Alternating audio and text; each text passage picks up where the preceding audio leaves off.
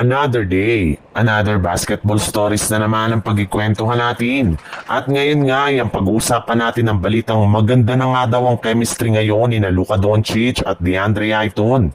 At ang naging game ng Golden State Warriors laban sa Portland Trail Blazer. Nakabawi na nga ang Los Angeles Lakers sa Minnesota Timberwolves matapos nila itong talunin at tambakan ngayong araw. Pero hindi rin naman nga nila yan magagawa kung hindi dahil sa mas maganda ng plays ng lahat ng kanilang mga manlalaro sa pangunguna ni Luka Doncic na nakapagtala ng almost triple-double na umabot sa 49 points. 8 rebounds at 11 assists. Bukod rin dyan, mas maganda na rin naman nga ang shooting ng iba niyang mga teammate katulad na lang ni Austin Reeves at nagtala ng 15 points at si Rui Hachimura na kumuha naman ng 23 points.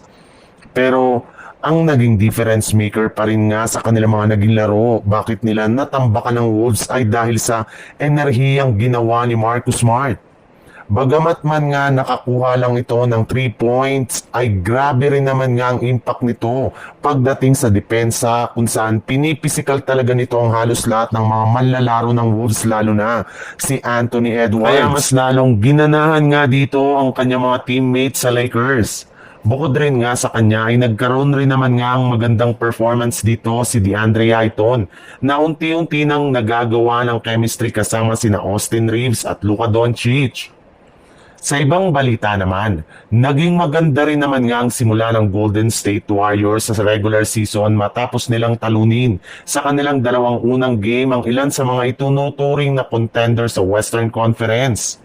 Pero sa dalawang ito ay mas impressive nga ang kanilang pagtalo sa Denver Nuggets kahapon since napakaganda nga lang ipinakita nila ditong depensa kay Nikola Jokic. Simula nga nang ilagay nila si Al Horford bilang main defender ni Nikola Jokic sa kanilang game ay nagkaroon lamang nga ito ng 3 out of 12 shooting sa field goal habang 1 out of 12 shooting naman sa fourth quarter at maging sa overtime. Kaya napakalaki talaga ng naiambag ngayon ni Al Horford sa Warriors, hindi lang sa opensa kundi pati na rin sa depensa. Since kayang-kaya nga niyang tapatan ng kahit sino mang big man sa kanilang makakalaban. Sa katunayan, matapos nga na mawala si Al Horford sa kanilang game ngayong araw laban sa Portland Trail Blazer, ay masyado nga sila ditong dinomina sa ilalim ng basket. Wala nga ni isa sa kanilang mga big man at players ang kayang pumigil sa mga ginagawang drive ng mga players ng Portland Trail Blazer.